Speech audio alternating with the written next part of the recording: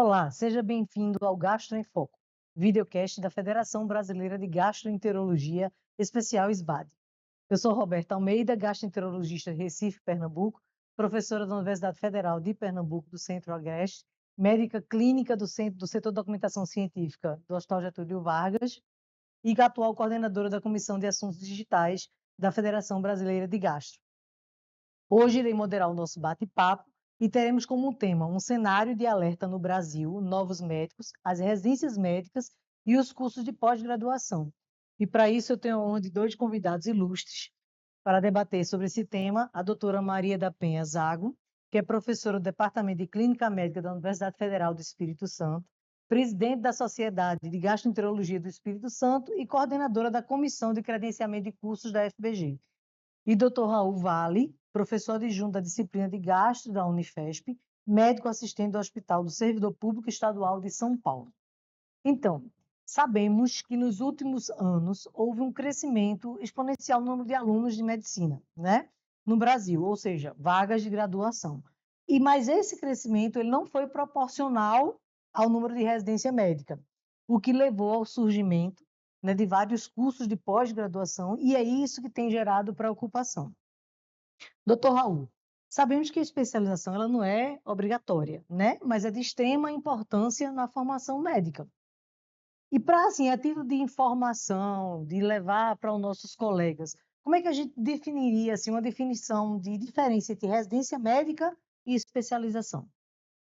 Bem, antes de mais nada, gostaria de agradecer à FPG por essa iniciativa, realmente trazer luz às questões que muitas vezes nos congressos, isso acaba não tendo tanto oportunidade para a gente explorar.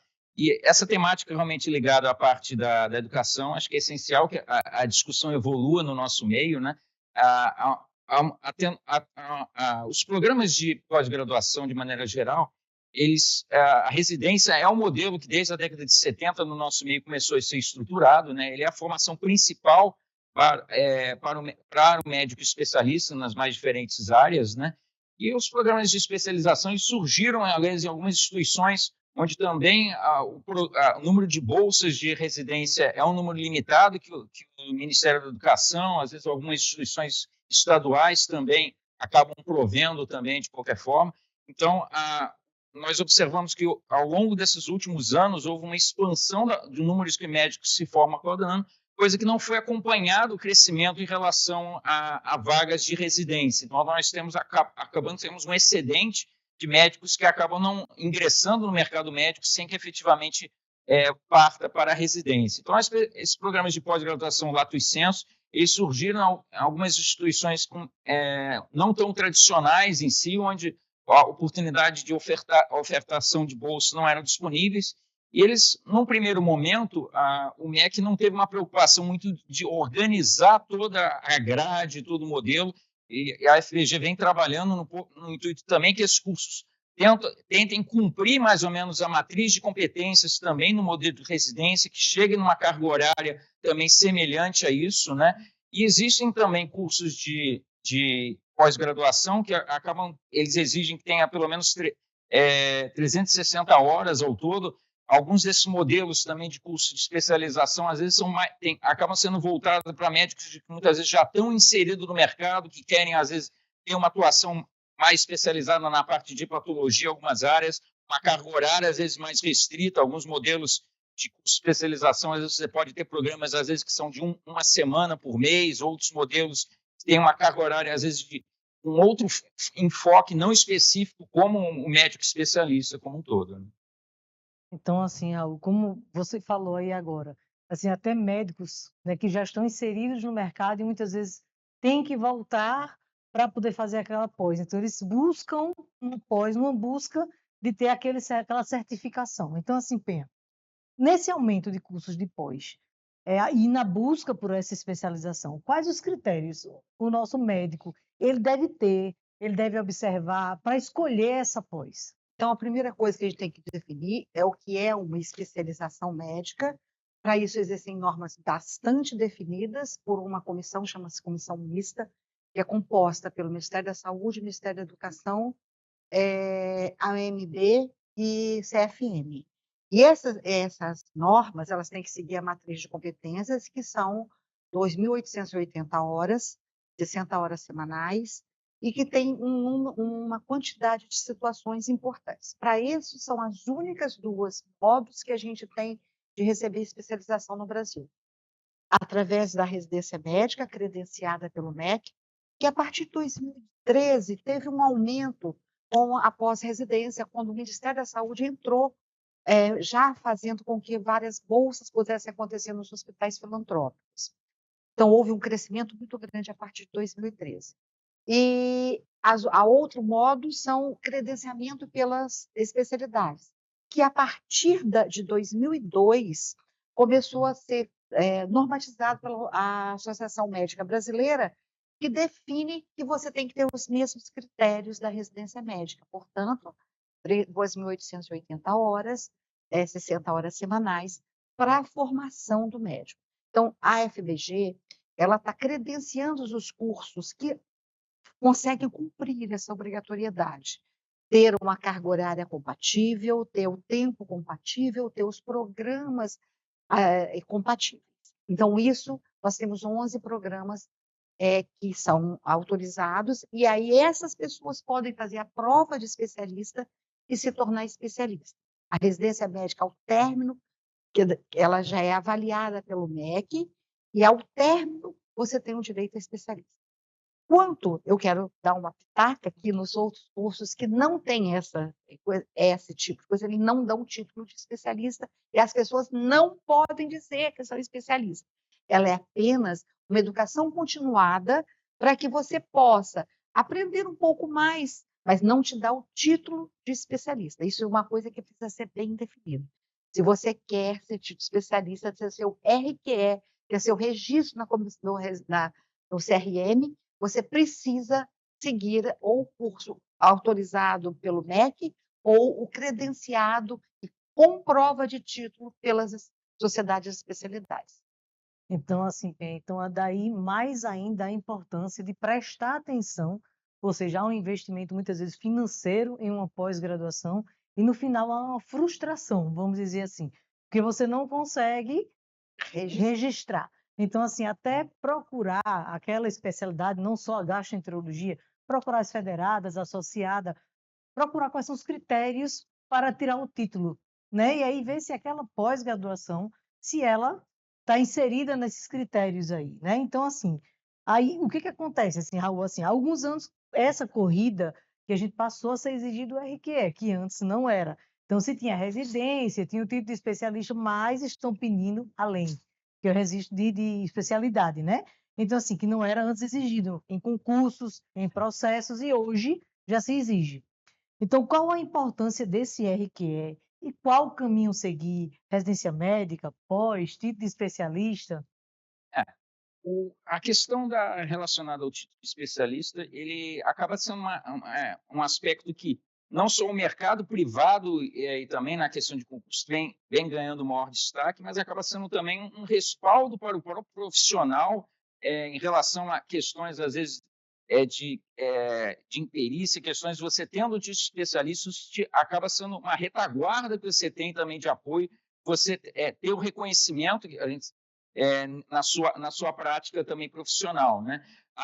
Também no mercado privado, a gente tem visto em todo o Brasil, apesar de várias diversidades e mercados, vários hospitais privados muitas vezes também têm exigido, muitas vezes também para o credenciamento dentro de uma equipe na área de gastroenterologia, a exigência também do RQE, e acaba também dando um respaldo maior também para a própria instituição. Então, isso tem trazido também um ganho maior, e a valorização é um processo que também a ANB já vem trabalhando também com outras especialidades, a FBG também tem se empenhado também nesse processo. Então, cada vez mais a valorização e a busca do título, acho que deve ser realmente valorizada, sem dúvida nenhuma. Eu acho que a residência seria um modelo ideal, como um todo, para a busca desse título de especialista, né?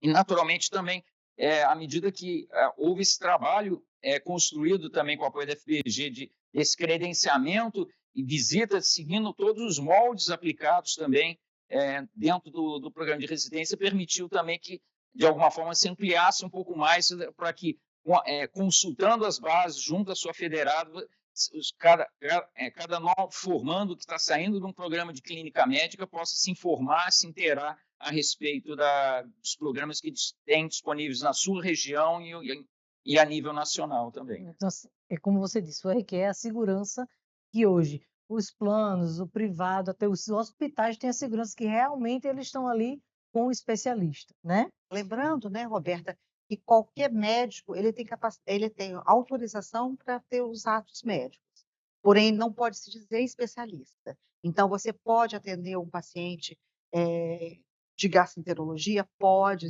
porque você tem essa autorização. Você não pode escrever que você é Ter no especialista. seu carimbo ali, né? Nem carimbo, nem em lugar nenhum. Isso é uma coisa muito clara, nem no Instagram, nem no Face. Não pode, em nenhuma rede social, colocar absolutamente se você não é especialista. Então, é muito importante. Cuidado até na exposição também. Né? Então, agora saiu um novo código de ética médica do SFM, e ele declara claramente o que é preciso ser feito para que você se declarar um especialista. E, assim, é muito importante para você, jovem médico, compreender que você não é que faz uma escolha de uma especialidade, você está fazendo uma escolha para 40 anos, no mínimo, né? Porque vocês vão viver muito mais do que a minha geração. Eu já tenho mais de 40 anos dentro da minha profissão. E vocês precisam saber que essa é uma escolha muito séria. Tá? E nessa hora, é hora de você investir, né? Muitas vezes fico preocupado com ganhar o dinheiro, de já poder fazer uma viagem para a Europa, alguma coisa assim. Mas, jovem médico, muito importante, você não vai perder 2 anos, 4 anos, você vai ganhar uma formação sólida, né? E essa formação sólida vai te permitir que você consiga ter uma boa profissão e por muito tempo. Porque ele vai ter a estabilidade na realidade. Né? Então, ele Aí, vai construir, ele vai se privar por um momento, mas ele está investindo nele, que é um investimento de alguns anos para longos anos seguintes, né, Penha? exatamente. E assim, Penha, hoje, na gastro, qual o caminho para obter o título de especialista? Quais os critérios atuais? É importante ter o título? Sim, é muito importante ter o título. O título não só te dá todo o respaldo, te dá o direito de tirar seu RQE, mas te dá também a segurança do atendimento. E hoje só tem no Brasil duas modos: fazendo uma residência credenciada pelo MEC ou fazer o título especialista. Para a gastroenterologia, você só vai conseguir esse título especialista se você fizer dentro de um curso credenciado, né? Esse curso credenciado, ele passa por uma vistoria da comissão, da comissão de credenciamento de curso, da FBG, e no qual a gente usa os mesmos critérios que nós usamos para poder fazer um credenciamento de uma residência médica. Eu vou te dizer uma coisa, eu acho que é importante a gente dizer. Eu tinha até um pouco de preconceito quando eu comecei a ver os cursos de especialistas. Gente, tem muito curso especialista bom, e a gente consegue compreender que, às vezes, tem alguém que não pode sair daquela cidade por muitos motivos. E se você for a um curso credenciado, você vai ter segurança de que vai ser bem formado. E assim, Raul, a gente sabe a importância, a qualificação médica. Na Gastro, hoje, atualmente no Brasil, a gente tem 192 vagas, né, no Brasil. E o que a gente observa? Que há uma concentração maior nos grandes centros. Então, São Paulo, Minas, Rio Grande do Sul, né? E quais as dificuldades hoje, assim, que a gente enxerga nessa oferta para aumentar essas bolsas? Foi o que a gente começou falando, né, lá no início. Houve um boom na graduação, mas a residência não. Então, assim, o que está impedindo isso? São as bolsas? É o campo de prática que já está saturado, né? O que impede de aumentar essas vagas? Acho que em relação a essa questão de expansão, né, acho que talvez também uma visão também junto do Ministério da Educação, está tendo uma reformulação agora dos atores que compõem também a Comissão Nacional de Residência, né? A gente tem visto que, de alguma forma, a WebSer também, que é uma instituição que tem ajudado, digamos assim, a dar uma retaguarda e também recompor um pouco a atuação junto aos hospitais universitários em termos de fomento e estruturação maior. Então, a questão do financiamento também para ampliação dessas bolsas é uma questão que ainda também é uma discussão que tem que ser amadurecida, né? De quais os entes que efetivamente vão contribuir. São poucos estados que dispõem de recursos na área de saúde ou de educação voltado para essa parte. Então, acho que talvez isso tenha que envolver também outras esferas para esse processo crescer.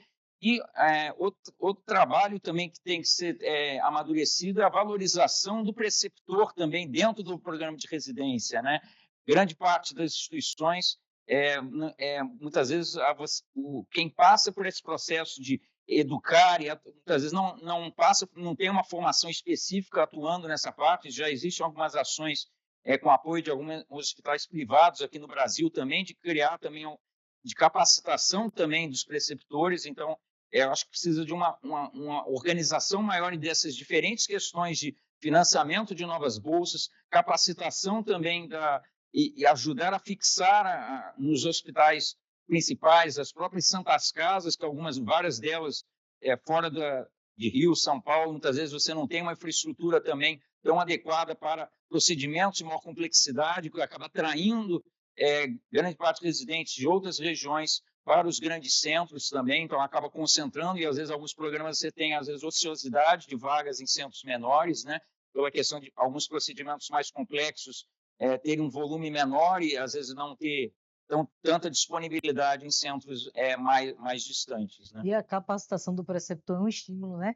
Porque ele se sente valorizado. Se ele está sendo estimulado, capacitado, ele também vai estimular o residente a crescer também aquilo ali. Se ele não tem um estímulo, para que ele vai querer mais, né, trabalho ou investimento? Não vai, se ele não tem esse retorno. E assim, hoje a gente tem a senhora que é coordenadora da comissão de credenciamento, nós temos 22 vagas, né? Isso de pós-graduação. São 22 22 vagas. vagas. 22 vagas R1, R2 e de residência temos 366 vagas R1, R2, alguma coisa mais ou menos por aí. E essa comissão, assim, qual o papel da comissão e a importância que os colegas, assim, que desejam realizar após em gasto, saibam que existe essa comissão e justamente e os cursos validados por ela, né? Então é importante que saibam a existência dela e quais os cursos que são credenciados. Está na página da FBG o que é necessário para que você possa encaminhar a solicitação de credenciamento. Então, é necessário que você organize o seu serviço, que você compreenda quais atividades que são obrigatórias.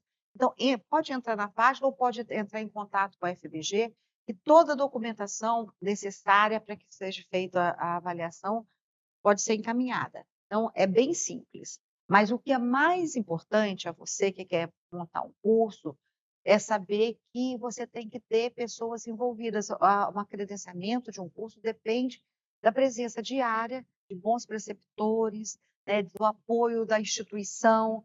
Então, você tem que organizar isso primeiro antes de solicitar, né? Saber que você tem colegas que vão fazer A estrutura, né? Campo de prática. Você tem que ter campo de prática. Se você não tem todos, você pode fazer convênios, porque isso não é errado, nem para residência, nem para curso de credenciamento, né? Mas você tem que pensar, e isso tem que vir da base, isso não pode vir de cima para baixo, e você vai ter que saber que você vai ter que conviver com aquele. Você vai ser o professor daquele aluno, e ele vai espelhar em você. Então, você vai ser o espelho para que você forme pessoas e que você vai trazer todo o seu conhecimento com a agregação do conhecimento dos seus colegas. E aí a gente já sabe que a FBG ela implantou, né? Teve o teste o ano passado e efetivamente agora, né? Gravamos um videocast sobre isso também, o TPI, né? O teste de progresso. Teste de progresso. Que é tanto para as residências como para as a pós-graduação que é vinculada à FBG. E a importância desse teste? Esse teste, nós aplicamos esse teste 2 vezes, fizemos um teste, um piloto no mês de março e fizemos o primeiro valendo agora em agosto. Só que quando nós fomos avaliar o teste piloto e o de agosto, o piloto ele foi muito bom e já deu para avaliar que esse vai ser um grande instrumento de avaliação da residência médica, dos cursos de pós-graduação e dos estudantes disso, né, tanto os residentes como pós-graduando, para que a gente possa ser um instrumento de crescimento e de fortalecimento da especialidade. Então, assim, eu fico muito feliz quando eu vejo um resultado desse, onde você vê que realmente, quando você entrou, você tinha um determinado patamar e que o segundo teste você já subiu nesse patamar, que viu algumas situações bastante importantes. E nós estamos planejando fazer, vai ter uma nova avaliação no dia 7 de dezembro, e a partir daí a gente quer fazer todos os anos. No início, em março, quando eles entram, depois em dezembro, e aí você vai ver o crescimento, o progresso, que é o mais que os importante. residentes se inscrevam para fazer o teste de progresso, não achem que é um teste para punição. Pelo contrário, o objetivo do teste é de ajuda e de engrandecimento dos programas, seja residência, seja pós, E né? eu quero aproveitar também, Roberta, dizer que é muito importante você que não é aquele número de acerto que é a sua nota. A sua nota é uma nota de comparação entre quem teve a maior pontuação, né, e a sua, ali, vamos dizer assim, quem conseguiu uma pontuação lá em cima seria o número de 10. E você terá um jeito que você vai ser feito para verificar. E não é o ponto, a gente vai ver se você está em excelência, se você tem suficiência ou se você precisa dar uma melhorada, e é para isso o teste de progresso, para que possa ser feito e possa ser feito correção de rumos, tanto do indivíduo que está fazendo, do residente, mas principalmente do programa. E é um instrumento onde você pode mostrar para um gestor que, olha só, isso aqui não está bom, é preciso E ele corrigir. melhorar. Aí vai falar, Isso. realmente eu não tenho um preceptor para dar isso, eu preciso contratar um E preceptor. aí busca a melhora do programa, Isso. né? Mais um feedback para E ajudar o feedback vai ter, né? Já tem. reestruturar Isso. o E modelo o atual, teste, né? o AFBG, ele dá o retorno ao serviço para poder lhe mostrar os pontos positivos e negativos, né? O positivo continuar e o negativo tentar melhorar, né? Exatamente. E aí a formação vai ser cada vez melhor, de excelência, né? Então, para finalizar, eu deixo aberto as considerações finais, o que vocês podem transmitir para os jovens gastros, os médicos que estão que terminaram a graduação, que desejam fazer gastro, qual o caminho seguir, o que é que vocês deixam para eles aí de mensagem?